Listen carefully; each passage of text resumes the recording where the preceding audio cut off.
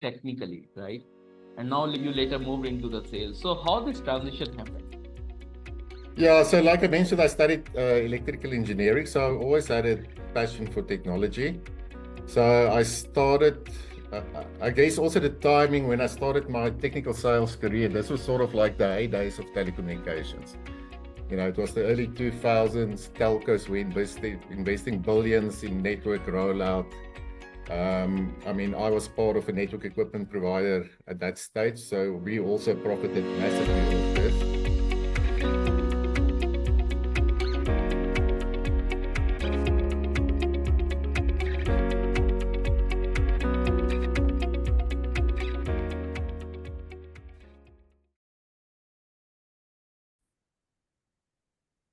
Welcome to Vodcast Collaborative with Deepak Bajaj and Parveen Purram, where we engage with influential leaders who are shaping industries and transforming business landscapes.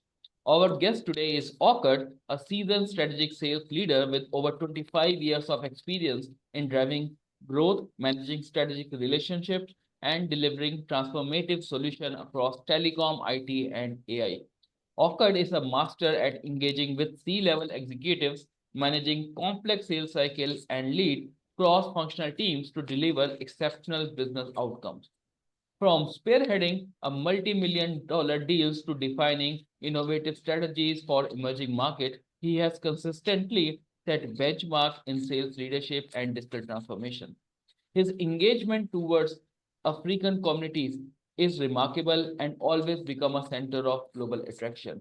Today, we will dive into his insights, career highlights, as well as the evolving landscape of sales in the digital age. Welcome, Okat. No, thank you, Deepak, and thank you for hosting me and for the kind words. I'm really looking forward to our discussion. I also just want to take the opportunity to congratulate you on what you've achieved with the value seller in such a short time. I think it's really making a change, and I also want to thank you on behalf of all the sales community on the valuable content that you are producing, and you're making a valuable contribution to us as sales leaders and also to first-time entrepreneurs. So yes, thank you for the opportunity. Thank you. Thanks, Okat, for the kind words and thank you for your time. I know you are very, very busy and getting the things in the short span of time is something which you can do. You are master into that. Thank you. So, Okat, I like to start about Okat as a person first. Yeah, so I mean, I grew up in a small mining town in a region called Mpumalanga. Both my parents were educators. So my father was a primary school headmaster, and my mother was an English teacher. I mean, at school, I was very passionate about sports and excelled in a lot of sports. So I guess being in South Africa, rugby, cricket, athletics, but also, I mean, one of the sports I really did quite well in was chess, which I think also contributed to my passion to solve complex problems. I also really loved maths and science, so I started to study electrical engineering after school. And I started my career in telecommunications in 1999. And this was actually quite a great experience because if you remember, this was just before the Y2K episode. So I got a lot of valuable insights in terms of how big organizations operate, working with multiple teams, multiple stakeholders, etc. And then, like you mentioned, I mean, since then, 25 years later, I've been in various technical sales and sales roles, always in sort of large multinational organizations. And my focus has also always been on operational and business support systems within the telco and IT domain. Personally, I'm a highly competitive person. I guess that comes from my passion for sport. I thrive on challenges and really enjoy helping people and organizations succeed using technology. Also, something I do every day is hit the gym very early in the morning. I love working out. It just prepares me mentally for the day. And then I also have a big love for learning and continuous growth. So reading about leadership, technology, and self-improvement. And then probably lastly, but most importantly, I'm also happily married for 22 years. I've got two boys. I should probably say young men by now, age 15 and 12. And I'm really enjoying also time with them and, having some input into their lives. This all makes you a busy man, right? I Especially love having two boys, yes. definitely, definitely. So, Agar, with this busy schedule, if you take 25 years back, you started technically, right? And now you later moved into the sales. So, how this transition happened? Yeah, so like I mentioned, I studied electrical engineering, so I always had a passion for technology. So I started, I guess also the timing when I started my technical sales career, this was sort of like the heydays of telecommunications. It was the early 2000s, telcos were investing billions in network rollout. I mean, I was part of a network equipment provider at that stage, so we also profited massively off this. I mean, I think in South Africa, the NEP I worked for, we probably had about 90% of the market share. So I always looked up at account managers, and I thought they had a really amazing job because, at that stage, um, they were just order takers. I mean, standing at the fax machines, and the customers would just order equipment. And all they probably did was to entertain customers. I saw them as CEOs, so Chief Entertainment Officers. Um, so although I looked up to that and being an engineer at heart, I also thought it must be really boring because, just to sell boxes didn't really speak to my passion about technology and solving problems. So I guess in the middle, around about 2004, 2005, there was a big shift in the market. With the rise of competition, CSPs started to tighten their spending and, reduce their budgets. And I started really focusing on optimization, OPEX and CAPEX reduction, and improving customer experience. And in parallel, you would also remember, I mean, suddenly you had new players on the market. I mean, you had Chinese players entering the market, which also from a equipment provider changed the landscape dramatically. I mean, they dropped the prices significantly. They were prepared to buy references. And they took a massive chunk of business and revenue from, let's call it the European NEPs, like the Ericssons and the Nokias and the Siemenses. I think where I was quite lucky at that stage, I mean, at that stage, I worked for Nokia Siemens Networks. It was just after the merger between Nokia and Siemens. And I think NSN saw this change and they pivoted and started a new, what they call business solutions business unit, which really focused on the, sort of solutions which aimed to solve the business challenges of the CSPs. And this really moved, I guess, a paradigm shift from product selling to solution selling, which really excited me again, because like I mentioned before, I have a passion to use technology to deliver business outcomes.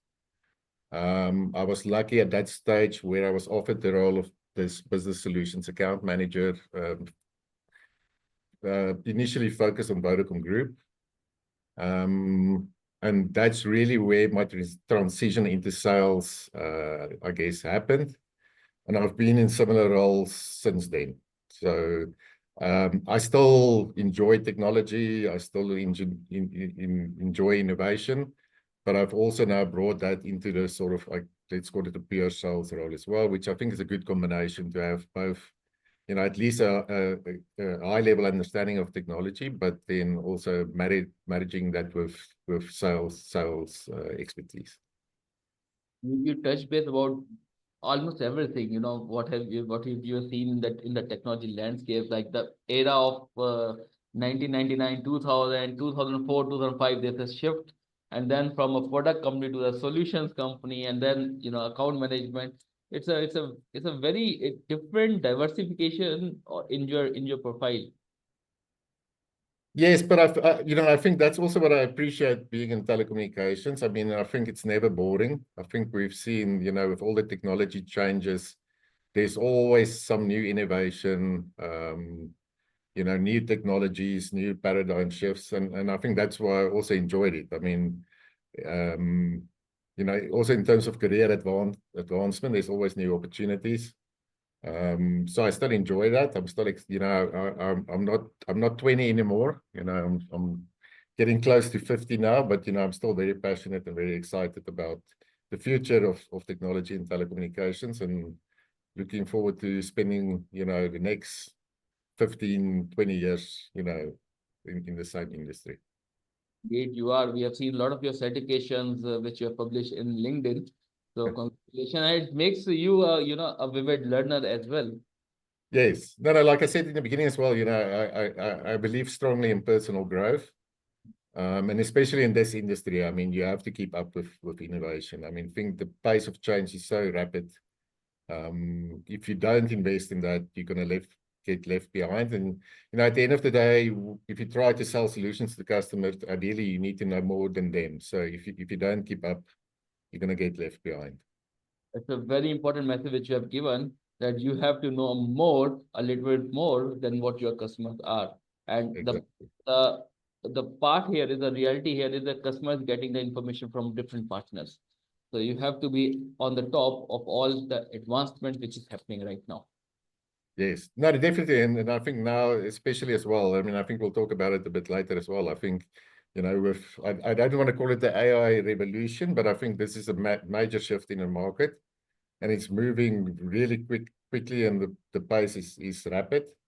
I mean, you see changes, I think, on a weekly and a monthly basis, and I mean, it's critical to stay on top of that. Definitely, definitely. Uh, your one of the role and your expertise lies in building trust with the C-level executives. So how do you approach these high-stake conversations? Yeah, so I mean, I think C-level engagements, it's critical in any complex sale. I believe, obviously, if I think if you look at the wise poet Eminem, in one of his songs, he says, "You only get one shot. Don't miss your time to blow, because this opportunity only comes once in a lifetime." So I think we need to realize that to get into these guys' calendars, I mean, it's already quite challenging. And the worst thing you can do is show up unprepared. So for me personally, preparation and proper preparation is probably the key to these sort of engagements. I mean, you need to research, let's call it public available data, like their financial statements. I mean, a lot of them in their financial reports also report in terms of the challenges they face. All of them sort of give a view in terms of their strategy for the next couple of years. So you need to have a clear understanding of that. I think it's also important that before you go into a C-level engagement, that you've spent a lot of time with their teams. You can't use a C-level meeting as a discovery meeting and come and ask generic questions to the C-level. You need to have done your research and your homework already with the teams below them, to understand, what are the challenges they're facing, what are the strategies, so that once you get into the C-level meeting, it's not a generic message. You can already say, "I mean, I've spent this amount of time with your team. This is what my understanding is. Do you agree with this?" So rather have then the discussion in terms of, is this in line with what you see in the business? And I think also to keep in mind that, the sort of language you use in these sort of meetings is completely different than you would use for the other layers. I mean, these guys are really interested in business results, increasing revenue, reduction of costs, increase in customer experience, and they also wanted to quantify it. I mean, you cannot come with generic, I'm going to increase your revenue, reduce your cost, because that's what everybody is saying. So you really need to differentiate yourself from your competitors. And the only way you can do that is through research. The other thing as well is, even though I said they typically speak a different language. I think you also still need to be prepared because individuals are different. So I've been in meetings with CTOs where they go into the technical details, you know, quite deeply. So you have to be prepared for those sort of those sort of questions as well. But I would say, in the end of the day, yeah, preparation. I don't think you can prepare too much. Because if you don't nail that one opportunity you have, you're going to really struggle to get in front of them again. So, I mean, it's exciting, but I mean, obviously, it's a high pressure meeting. And you have to make sure that you get out of that meeting. And I think that's the other thing as well, as I mean, you need to be clear of what you want to achieve out of that meeting. Set clear objectives, have a plan, and execute it to perfection. As you mentioned, the atmosphere and the environment is very intense during that time. And if you have not done the research properly, or if you are unable to use the language in which they want to listen and understand, then you will lose the bus. You will miss the bus big time. Yeah, and I think especially, you know, I think sales has changed a little bit. A lot of the times, these sort of meetings are also virtual meetings. And that makes it even more difficult because if you're in a room with a person, you can, you know, it's also skill in sales you need to learn is to read the person, read his body's language, I mean, and then adapt accordingly. And sometimes with virtual meetings, you know, that's even more challenging because, you know, you take away that personal, let's call it angle or perspective. But you need to be able to be adaptable and flexible. I think that's also something. I mean, you can come in with a plan, you can do your research, but in the end of the day, you know, it might turn out completely different, and then you need to be able to adapt. So that flexibility, it's also a skill that you need to learn, and I mean that just comes with experience as well. Although you have mentioned a lot of strategies which you have implemented, and it comes with the experience as well, but something you want to share with the people who are struggling in this type of conversations, some real examples which you have faced. Yeah, I think you need to come with relevant insights as well. Like I said, I think that's the most important thing. I mean, be relevant. Don't come with generic, you know, information. Also, do not do product pitches. I mean, these guys don't care what feature and function your product have, you know, with what sexy user interface it has. They really don't care. I mean, you need to understand that these people also have their own personal KPIs. Just like, you know, us as a salesperson have a quota to meet, they also have, you know, certain objectives. And I think, you know, you should also use the opportunity to understand those and speak to them personally. You know, how you can help them, not only help them as an organization. And then also to continuously share insights. You know, I think if you work for a global company, obviously you have a lot of insights in terms of what's happening in other regions of the world, what other customers are doing.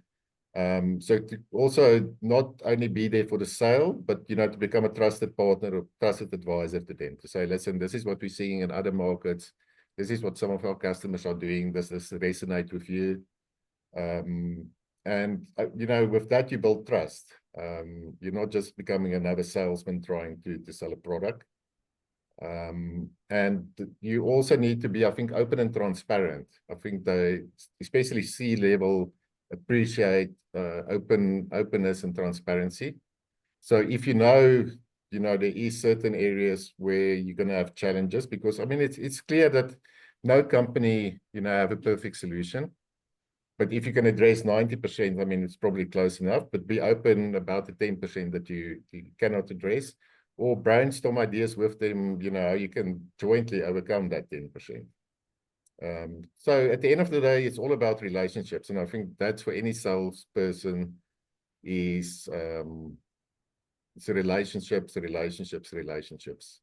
it unfortunately it takes time. I mean, I'm a very impatient person in general, but in sales, I've learned that you have to be patient. Unfortunately, this, especially complex B2B sales. I mean, the sales cycles in telco deals can, be 12 months, 18 months, 24 months. And you need to be consistent with follow-up and consistent in engagement. And at the end of the day, the results will come, but you need to be constantly reactive and not, waiting for them to make a move. You need to make the move, and the right move at the right time.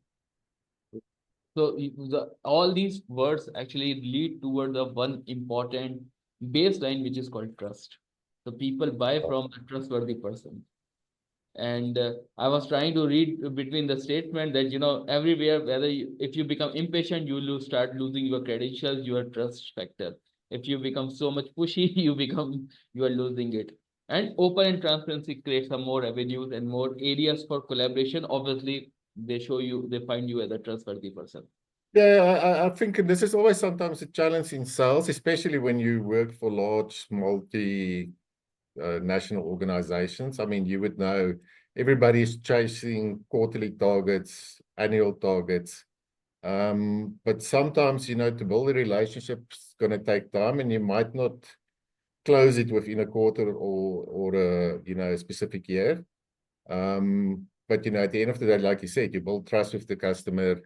If you start getting pushy, nobody wants to be forced into a sale. I mean, me personally as well, if somebody tries to force me, I immediately get defensive, because I think, it's all about them. They just want to get the sale. They don't care about me.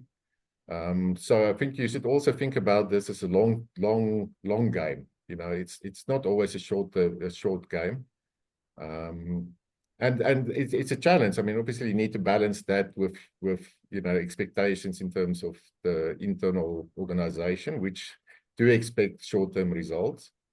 But I've also experienced that by pushing short-term results and trying to force customers, you might close the deal, but you lose the long game. I mean, after that, they don't want to do business with you again, because I mean, you just became too pushy, and they feel that they've been forced into that. So I think that's something you should never do.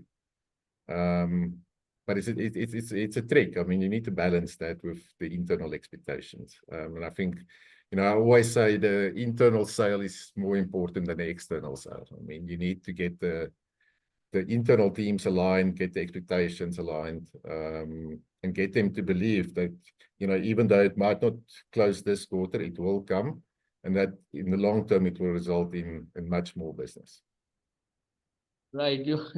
I remember those days when the internal acceptance or the internal balance, the pressure, the weekly review pressure is becoming a nightmare for any salesperson, and which push them to speak with the customer in a more a rude way, I should say, because they also have their internal pressure. So, what is your key takeaways, or maybe a go-to techniques which a salesperson can absorb so that he should not feel as the pushy, as well as managing the internal management lot of pressures which is coming every week? Yeah, I think you need to be proactive. I don't think management likes surprises, so I think you need to keep them updated. At least it shows, if you give management, at least a weekly update in terms of where you are in the process, what are some of the challenges, how are you overcoming these challenges. I think they're a little bit more understanding. The last thing is that you want is that they start asking you what's happening, and you have to try and make up. And then, I mean, you need to be open and transparent. I think a lot of salespeople, when they start feeling that pressure, they sort of try to defend themselves, and they, I don't want to say make up stories, but they don't give an accurate picture, and obviously then the expectation is completely wrong. So I think, being open and transparent to your organization. I think also to give them, again, this, long-term strategy. What is the plan with this account? It's not only about this deal, there is, maybe a bigger deal in the next year. And then also working, and this is a very difficult one, or what I find very difficult is to also work jointly with the customer in the beginning to sort of set a realistic timeline. I think all of us that's been in sales for 20 years, we understand the sales process, but we don't always understand the buying process. And each customer's buying process is different. And if you don't understand that, it's very difficult to set expectations. So you need to understand, okay, what are the sort of, let's call it gates or steps that they need to take internally? What's the typical timeline? And you need to realize that just like you trying to sell to them, they trying to sell this internally. And, if you have a deal where I've had deals where there's like more than 100 stakeholders within the organization, or deals where it's not only one country, but let's say a multi-country deal. So let's say 5 different countries where each one of these countries have their own stakeholders, their own priorities, their own processes. You've got different shareholders. This is not something that's going to close quickly. So you need to understand that and then set that expectation. And it's sometimes difficult because customers don't always want to share that with you. But I think, if you get the right champion or the right sponsor, and you are able to work with them to set realistic timelines, I think that will go a long way in also managing the internal pressure. Buying process. I love this word. Yes, we Yeah, all. it's this is saying that people like to buy, but they don't like to get sold. So you need to keep that in mind. For these organizations, typically, especially if it's a multi-million-dollar deal, it's a lot of money. So, it's even if I want to buy a car, it's not like suddenly I'm just going to wake up tomorrow and just go and buy a car. It's a process. So, they need to go through it. They need to get comfortable with it. If they have objections, you need to address it. You need to enable them to move the buying process. So it's not only about selling, it's enabling them to make the purchase at the end of the day, and you have to respect their timeline, because the worst thing you can do is try and force them to do something. And you would know that. It's as soon as you do that, you lose their trust. They think it's only about the sale. You don't care about them. And then you could probably lose them for a lifetime. To recover from that, it's very difficult.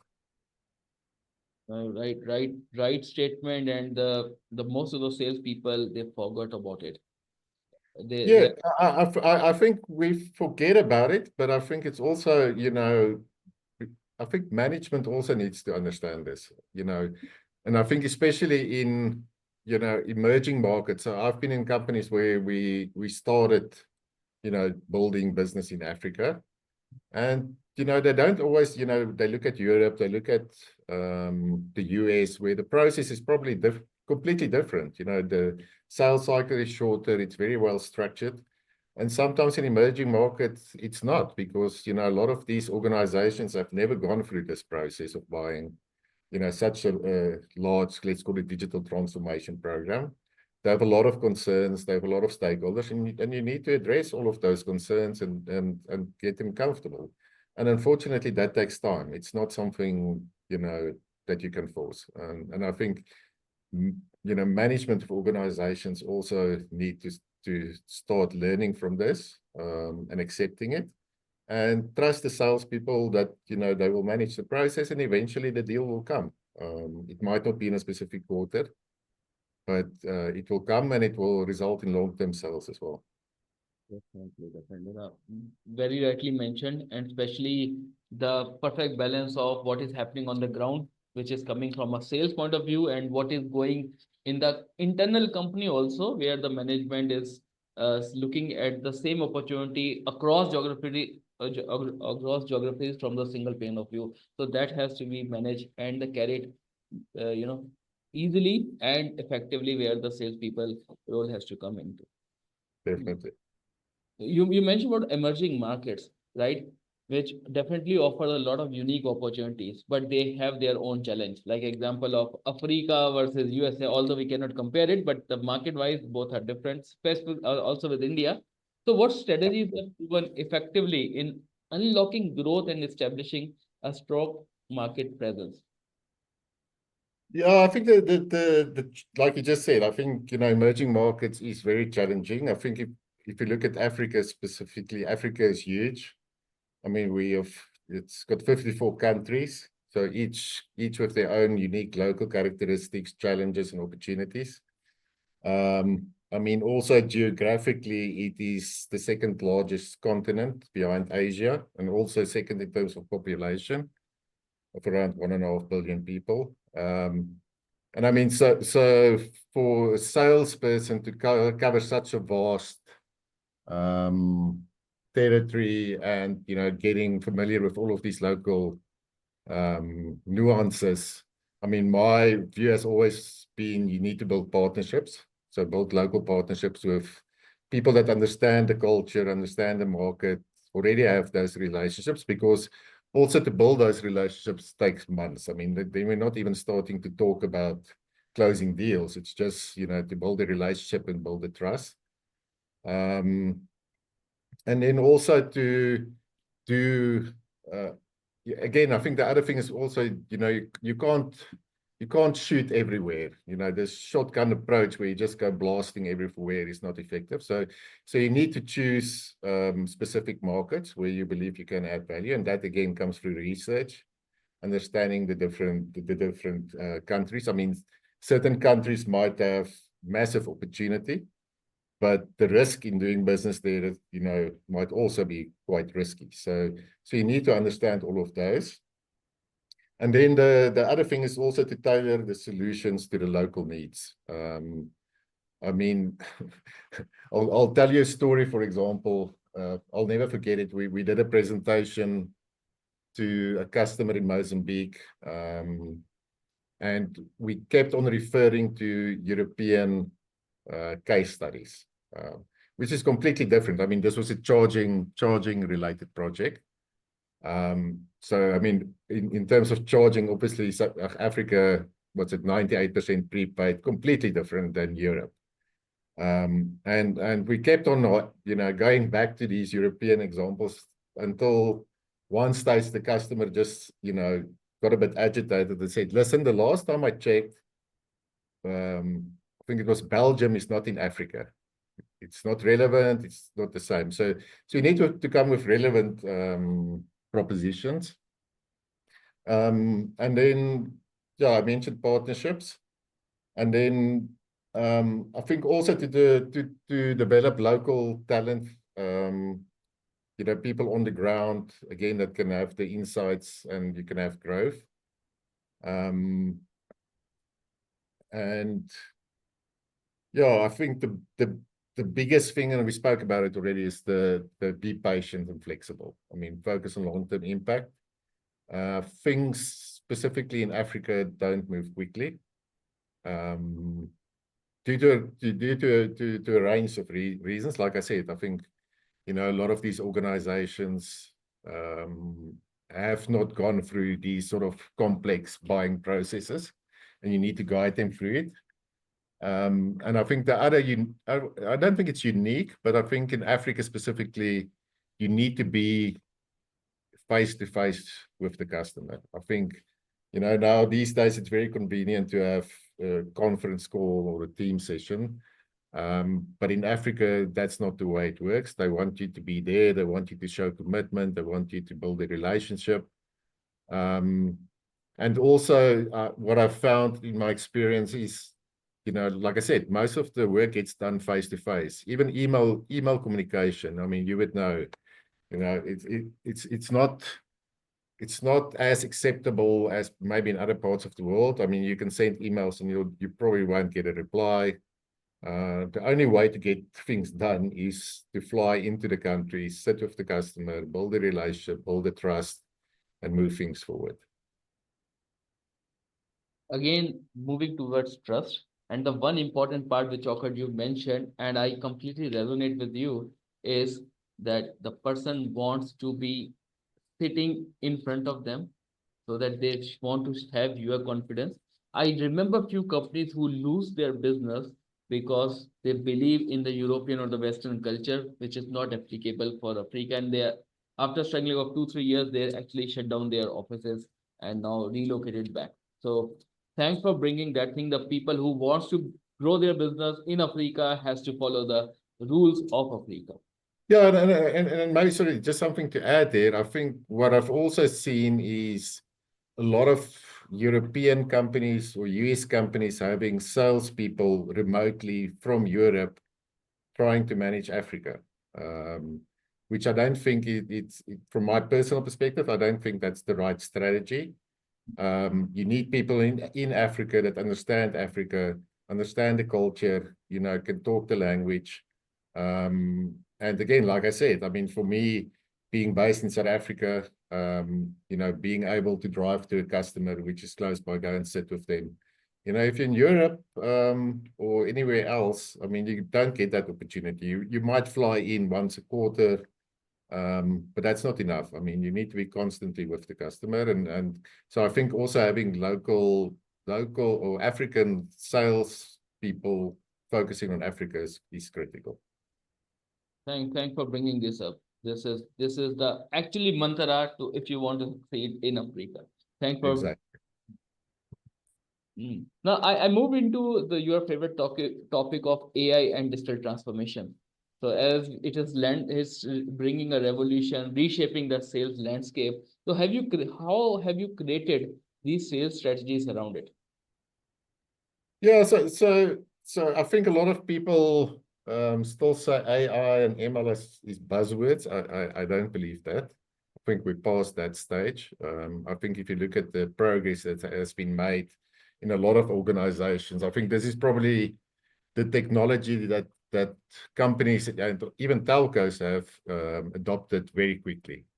I think if you look at some of the previous, I don't want to call it revolutions, let's call it evolutions, things like digital transformation, cloud migration. I mean, all of those took time.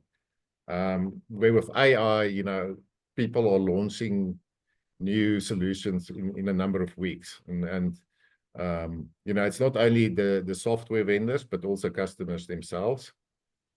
I'm a very also strong believer that, there's a saying that you need to eat your own dog food. So if you want to sell AI and digital transformation, you need to use it. So I personally use it that also to solve some of the challenges that I am facing on a daily basis in terms of sales. I think the big one for me is, we spoke about research. So typically, I mean, to research a customer, research the market, research the territory, it's quite a labor-intensive exercise, which takes a lot of time. So I think with AI, I mean, even just ChatGPT these days, if you have the right prompt, you can very quickly get a very good picture in terms of, what are some of the challenges that customers are facing in a specific region. Even individuals. I mean, I've also used that to research in terms of a specific individual, what's sort of their challenges, what are some of their KPIs. I mean, it's not always publicly available, but sometimes it is. So I think it's important to use it for that. The next one is personalization. I think one of the mistakes I've also made in my past, and I think a lot of people still make, is using generic messaging, generic content for each customer. I think with AI, again, you can now really hyper-personalize the messages that you want to give to a customer. So, like I mentioned before, messaging in terms of engagement with the customer, but, even things like generating RFP responses. Typically people would use copy and paste generic messaging out of product descriptions, etc. With AI now, really, you can draft the messaging around the customer priorities.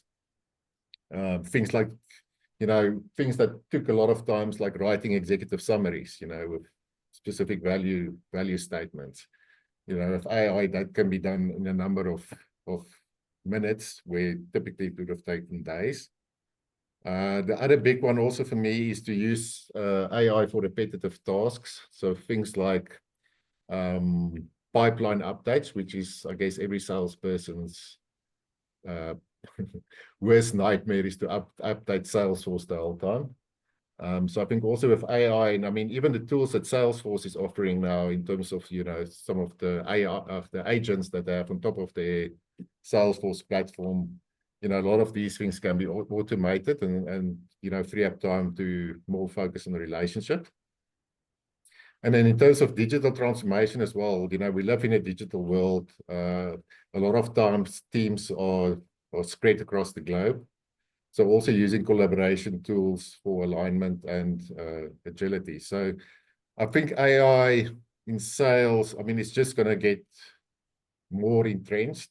Like you mentioned before, I've been on this sort of journey to do certifications around the topic, looking at different tools and solutions. And I think there's no limit in terms of the use cases. I mean, anything you can think of, you can implement. And I think especially in sales as well, we're going to see a dramatic shift where a lot of the, like I said, repetitive manual tasks will get automated by AI. And now, what is the trend from the customer? How much they are willing to adapt this AI? Because there are a lot of rumors also coming with the AIs. Yeah, so I think like, again, I speak from a telecommunications perspective because, that's my background. I think in general, telcos have been sort of very risk averse. I mean, so it usually takes them time to implement, new technologies. I think with AI, at least, you can do it in a controlled environment. And I think, a lot of them are doing at least some sort of proof of concepts. A lot of them are starting, I guess the most prominent one at the moment is in terms of customer support. So having an agent or a bot that can address customer support issues. And I think, once that's, and I know a lot of them, even in South Africa, that's already implemented some of those.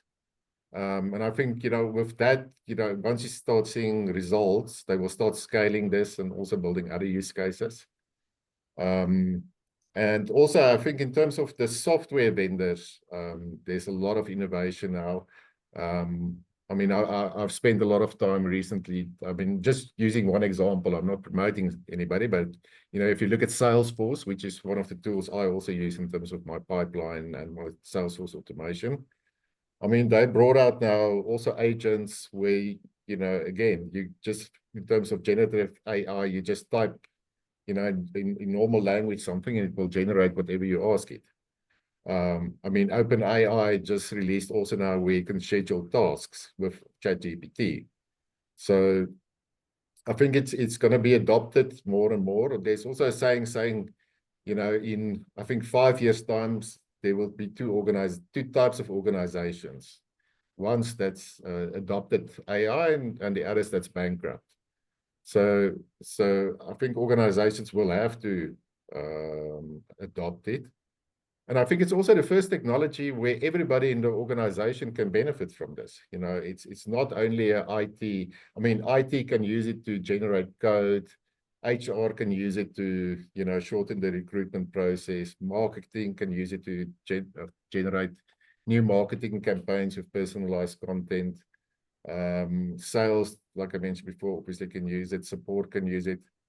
So everybody in the organization will be part of this, but then obviously with that also comes security and governance. I mean, obviously you need to build the trust. You need to have the models that's trustworthy. So it's an exciting space. I think there's so many topics in terms of this. And also, I think if you look at Africa, people are very scared around, people's jobs that will be endangered by this. But there will be hundreds or thousands of new types of roles that will emerge. So I think it's important that people embrace this, learn about this. And,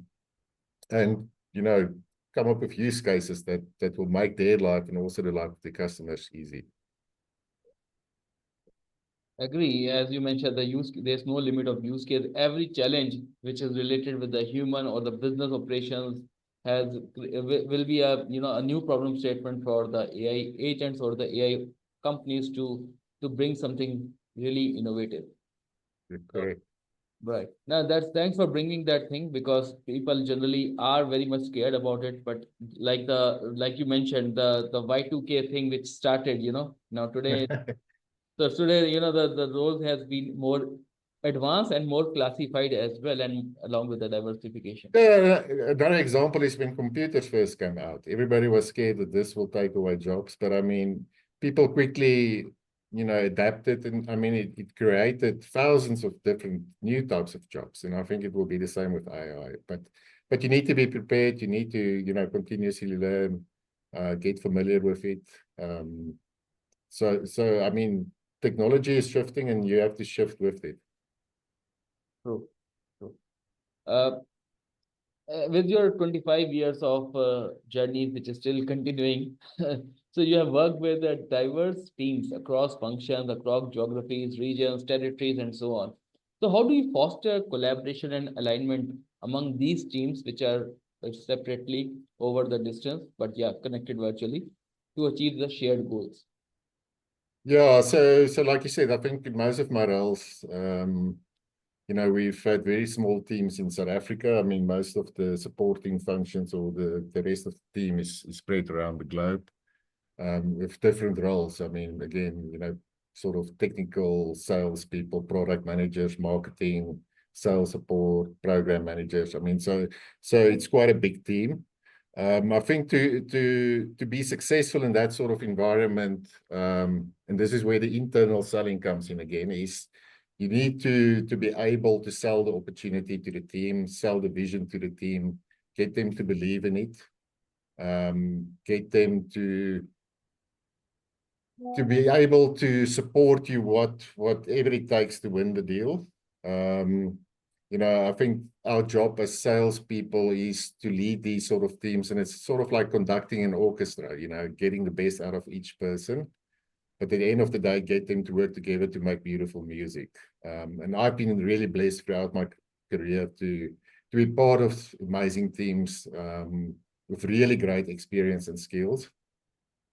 And then also, I think to maintain open communication, to do regular check-ins, again, collaboration tools, get everybody aligned. Because I think also sometimes in my career, one of the mistakes I made was, we kept on focusing updating management, but we sort of forgot about the rest of the team. And I think that was a mistake, which something I learned from. You need to be open also with them in terms of the strategy, give them feedback in terms of, some of what's happening with the customer. If something changed in the strategy, let them, but also, not only about defining your strategy on their own, get their input. I mean, these people have got years of experience and they've done this also in other customers. So get them to be part of the team that define the strategy. And that will, get them to buy into the vision and be available whenever you need them to drive the opportunity forward. Very, very well said. And the team that's make up you or as a person a truly team member, a contributing team member with the open and the transparency communication. And Correct. most of the people make a mistake, as you mentioned, directly reaching to the management, but the people on ground are actually your helping companions, which you have to make trust. Good. Right. But if I look from an inside partnerships or inside collaboration versus the outside partnerships or the collaborations, so which is very much essential today for expanding the reach and getting the most market share. So, what are your guiding principles that drive mutual success? Yeah, so like I said earlier, partnerships is quite key. So I think it's always critical to align on goals and define mutual success factors. What are each party bringing to what each organization is bringing to the party, I'm not a strong believer in partnering just for the sake of partnering. So I think there need to be a clear value from both organizations. And, it should be a case of 1+1 = 3, not 1+1 = 2. The combined value proposition should, really elevate both organizations, and it should be a win-win. I'm also not a big supporter of having too many partnerships. I think that also is something that can happen quite quickly. So really trying to limit the number of partnerships in terms of having clear value. And that's also in Africa. I think one thing I always try to do is get a partner that's already in multiple countries, because you can imagine to go and establish partnerships in 54 countries. You'll spend all of your days just doing that. And then I also am a big believer in quick wins. I mean, nothing moves a partnership forward than success. So define, get a sort of low-hanging fruit, a quick win, get the win together, and I mean that will then drive the partnership going forward into getting much bigger deals, because also the management of the companies and the customer will see the positive impact that this will have. So getting early success and also celebrating that success together and moving the momentum forward. And most very few people think about celebrating the success together. So to maintain a, Yeah, there's a popular saying, right? If you want to go far, you have to move together. exactly. Yeah, and that's why I say, I mean, the 1+1 should be 3, not 2. I mean, it should help both organizations to gain more market share. And like you said, it's always in South Africa, actually, we are for the Springboks rugby team, we have a saying, it's better together. So yeah, better together. Right. Very well said. You mentioned about the multiple geographies. Like if you talk about the Africa, it's 50 plus countries in a continent. So how you approach these areas to for you in your focus, and how you what is your strategies to go into that particular territory, which is actually a totally unknown for you. If I take the make the situation more critical and more intense. Yeah, I don't know. So I think we spoke also about market research. So really looking at the different markets. What are some of the customer behavior challenges, regulations? I mean, the regulations also play a big role in most of these countries, so you need to understand that. Um, I also mentioned again, not going after each territory, but really qualifying them, and that again comes back to research. And then also to align strategies with short and long-term goals. I mean, like we spoke about it, I mean, it's not only about the short-term play. I mean, especially if you want to invest in a territory, I mean, obviously there need to be a long-term strategy there in terms of getting business out of that. And then, yeah, I think you also need to be adaptable. You know, if a certain strategy don't work, or if the market conditions change, you need to be able to quickly adapt strategies, and pivot to the new role. And also, I think a lot of times, and I also did this, sometimes a new opportunity comes up which wasn't in the plan, or let's say part of the territory, and we get so excited that suddenly we just jump into that opportunity. So I think it's also sometimes, stick to your strategy. There was probably a reason why that country was not in the original strategy. So even though as a salespeople get excited about every opportunity, you need to qualify it and say, okay, was this part of the initial strategy? In some cases, it might still make sense to go after it. But in general, I would say, don't do knee-jerk reactions just because there's an opportunity, especially RFPs. We love RFPs, but if you get a RFP from a country out of the blue, you're probably too late. So, that to me already is a red flag, not to qualify it. Yeah, excitement on the RFP doesn't mean that you are going to win it. Like it's only mean that the customer just consider you for that particular thing, and Exactly. Yeah, so I mean, I think if you get an invite like that, and it's maybe a customer you want to pursue at a later stage. I mean, at least use the RFP to build a relationship, even though you might not respond to it. Mm. It's at least a opening to the door to start a communication with the customer, and maybe some other opportunity will come where you are part of the RFP process, or where you can guide the customer, and rather invest the time in that than to waste out your time and the whole team's time in answering an RFP that you probably 90% certain you're not going to win in any case. And also, which is also creates a wrong expectation within the management and the class. Exactly. No, exactly. Exactly. I mean, yes, like I said, I mean, I think we need to keep in mind that our teams are also quite busy, especially in these multinational organizations. I mean, these guys work on, 10 RFPs in parallel. So if you don't believe in it, obviously they're not going to believe in it. Yeah, so I believe you need to use your team's time optimally on the right opportunities. Rightly mentioned. So important message to the salespeople: don't get excited with the RFPs. If you know what Exactly. is the outcome of that, right? So first you Exactly. have to convince yourself, and then it's your duty to convince the internal teams. Obviously, the Yeah, management. it's don't celebrate the opportunity, it's celebrate the win. I mean, that's the important message. And that's the biggest shift has which has happened. Earlier, the RFPs or the internal management think it as a source of the engagement, but nowadays the wins means the real PO in the hand, the real award in the hand.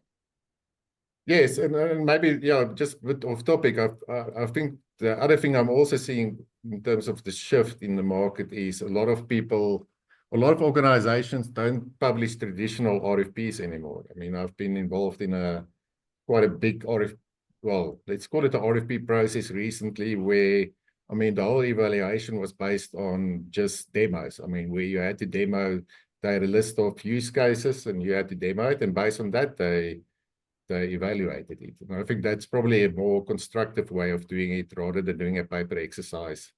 Where people in any case can promise anything, but I mean, there's nothing as powerful as actually seeing it live and seeing it work. And so I also hope that, let's say, companies move more towards that sort of approach rather than the big traditional paper RFPs. No, very well said. And yeah, that's the important shift which has been coming up. So thanks for bringing that into the line. Now we talk about the Africa, right? So I'm aware that you are involved in a lot of initiatives to uplift the local communities and people. So elaborate on those. What are these? Yeah, I think Africa, I mean, obviously we have a lot of challenges. There's still a lot of poverty, a lot of unemployment, and it's rural communities without basic things like electricity or water. I mean, not even to talk about internet access. So I mean, personally, and this is probably more in South Africa, I'm involved with my local church in terms of a lot of, let's call it, initiatives in South Africa, in terms of education, in terms of, uplifting unemployed people, creating employment opportunities. And then I guess also through some of the digital transformation initiatives we do in Africa. I mean, also one of the things we always try is to upskill local talent. So not only bring in people from Europe or the US, but actually to empower local people through employment, and then also to upskill them in terms of, learning programs, etc. And then there was, also in some of the countries where we do project, a lot of these organizations or telcos have foundations, where they basically have in their country, they also contribute to the community. So we also try to partner with those foundations. And I mean, that partnership can be in terms of, providing money, providing technology, etc. So, I mean, one example was a project that we did in Kenya, where we basically sponsored the internet for school, and also PCs for the children to actually get connected and being able, to do their education via technology as well. So I think there's a lot of opportunities. I think there's always room to do more. And I hope, also going forward that, me personally and the organizations that I work for, that we will invest more also in these sort of initiatives. Okay, very much needed. The future lies in the hands of the young generation. And if Definitely. they're not being properly connected, socialized, as well as educated, and the users of the technology, then nothing will move. Correct. So in that part, we understand that a lot of happenings are going as we speak in Africa. But in from your perspective, what are the steps which can accelerate these type of progress, adoption, and the more and more productive results on ground? Yeah, so I think, even though there's a lot of progress, I think the penetration of mobile technology is still relatively low. I think we're sitting at around 60%. I think that was the figure in 2024. So I think there's still a lot of room for growth. And that the lack of penetration can be due to a number of things. Obviously affordability of handsets, but I think a lot of there is now sort of low cost smartphones on the market, and I think that will continue to drive it. And also new technologies like Starlink, where rural communities now can have internet access, where in the past it was quite difficult.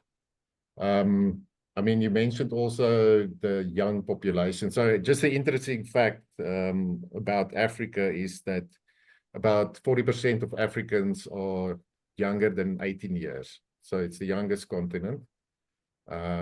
So these sort of young people, like we spoke about, they are excited about technology. They're the next generation that will use this technology. So also we spoke about upskilling them, getting them excited. And also to drive investment in these sort of talent, because a lot of them, there's quite a lot of startups now also in Africa. If you look at Kenya, a lot of startups, specifically in the fintech space. So, also for companies or venture capitalists to invest in these sort of companies, I think that will drive growth. And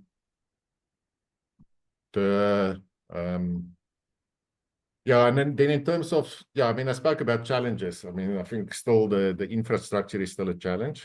And then also regulatory barriers. In some of these countries, it's like I mentioned, quite difficult to do business. But I think in general, I'm optimistic about Africa's potential. But I think investment is going to be the biggest thing. Not only money, but also investing in people, investing in communities. And I think that will drive growth in Africa as well. And what about the pricing structure, like cost per GB is still high, or it's now? So I think that's also something that's changed significantly. Sorry, that's a very important point. If you look at South Africa in the last couple of years, and this was due to two main factors. Obviously competition between the CSPs, but also regulatory. So there was big pressure from the regulator to reduce the price of data. And that resulted in a massive increase in internet traffic. This is just another interesting fact for people, is that, if you look, South Africa has got the highest average screen time per day in the world. So it's 9.5 hours. So people spend 9.5 hours of the day on their mobile devices. So they're definitely adopting the technology. And the only reason why they can do that is that obviously the rates have reduced. The other interesting thing also, and again, I'm talking from a South Africa point of view, is that there's a lot of companies now that provide low-cost internet in what we call townships. So these are really the, really poor areas in South Africa, and where they provide internet for a day. So they will give you a sort of prepaid. So you will buy five rand, which is, what's it in dollar terms? $25 cents. and you will have internet for the day. I mean, and that's very affordable. So I think there is also new players in the market that's bringing the internet to the previously disadvantaged people. That flexibility and that customization will really help the people to get a taste and start migrating from their old school ways to the digital world requirement. Yeah, definitely. And I mean, it also, like I said, it opens up a lot of doors. I mean, things like education. I mean, you can basically these days you don't have to go to university anymore. I mean, there's so many learning opportunities on the internet, so many great sites. And hopefully people will, also use this not only for, I think a lot of the screen time is used for social media, especially in the younger generation. But, hopefully the shift will also come where the younger generation will realize this is a tool where they can equip themselves for the future and start learning some of these new technologies and equip themselves for roles where they can add value. Definitely, yeah.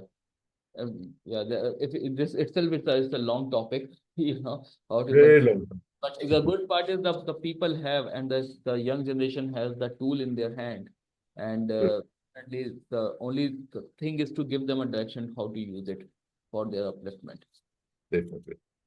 Uh, in the interest of time, I would like to ask a last question specifically to those professionals who are aspiring to excel their career in the sales role. So, what advice would you like to give to them? Yeah, so I think the most important thing is relationships. I mean, I think sales is all about relationships. And I mean, that relationships can be across various levels within an organization. But I mean, start building a network, start building a relationship, start understanding client needs and challenges, stay curious. And we just spoke about it, invest in, continuous learning. Things are evolving very quickly, so make sure you stay up to date and you stay relevant. The other thing is be consistent in daily efforts. I think sometimes, sales, we don't always have a plan, and we sort of like, we just do things for the sake of doing things. But being consistent in terms of, daily routines, set yourself, block some time where you're gonna do some prospecting, and stick to that. I mean, the thing with prospecting as well, I think that's where a lot of young salespeople, and I mean, I think even me still struggle with. I mean, it's very difficult to do a cold outreach to a potential customer. And the advice there I would also give is you're going to get no's. You're going to get a lot of no's. You're going to get rejected, but never take it personally. It's not about you as a person. It just might be that customer at the moment don't have, a need to buy. So you need to be resilient as well. I mean, recover from that, pick up the phone again, call the next guy, and be persistent to a point, like we spoke about earlier. Don't become an irritation. I mean, you need to start learning the skills also to have some emotional intelligence to know when to push and when not to push. But it's an exciting career, and like I said, I mean, I've been in it for 25 years. It's never been boring. Always opportunity to grow, and yeah, I think if it's something that you really want to do, I mean, give it all you have, and you can build a really successful career in it. I love the statement, pick up the phone and make a next. Yeah, I think this is something that's, I think a big shift in sales is people, it's now about emails and sending generic messages on LinkedIn, and that's not how you're going to reach customers, unfortunately. I mean, you need to make it personalized. You need to connect with them as a person, and the only way you're going to do that, I mean, you might get the attention on via email, but the only way to build relationships is to spend face-to-face time with them. I mean, that might be the phone, that might be a face-to-face meeting, but you cannot just send emails the whole day because, unfortunately, these people get thousands of these emails every day, and you need to stand out. And, the fact that you can actually call them, I don't think a lot of people do that anymore. So they might be actually appreciative that the fact that you did pick up the phone and actually speak to them you know, as a person and not just as an email address on the other side. Definitely, definitely. So the personal relationship will make you a person whom they can trust. And definitely they will not trust you immediately. They will trust once you are consistent and you talk something sensible and bring a real value on the table. Exactly. And I think that's the last thing I want to mention is value. Always bring value. Not do not look like a salesperson. Look like, you know, genuine care about them and you want to help them and, you know, share value. Always in every touch point, share something of value to them. So thank you, Ockert, for sharing your valuable time, insights, and experiences with us. Whatever you mentioned, it's the real, uh, I should not say story, it's your own experience which you have shared and you have built from a technical person to a salesperson and spending a 2.5 decades in this industry is really remarkable. So being a sales guy, I also learned a lot from you, which is truly a motivating as well as inspirational, as well as the thousands of audience who are listening to this podcast will definitely understand what are the areas which they are making a mistake.